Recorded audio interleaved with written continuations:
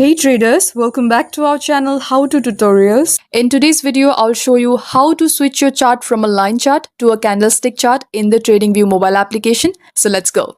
First, open the TradingView mobile application and make sure you're logged into your account and tap on the chart tab at the bottom.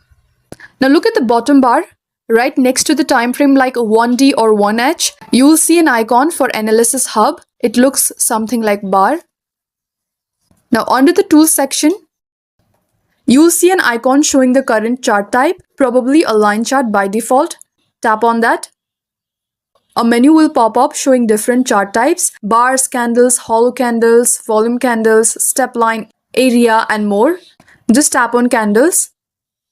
And that's it. You are now using the candlestick view, which gives a clearer picture of price movement with open, high, low, and close. If this video helped, don't forget to like, subscribe, and turn on the notification bell for more crypto tutorials. Let me know in the comments if you have any queries. Thanks for watching, and I'll see you in the next one.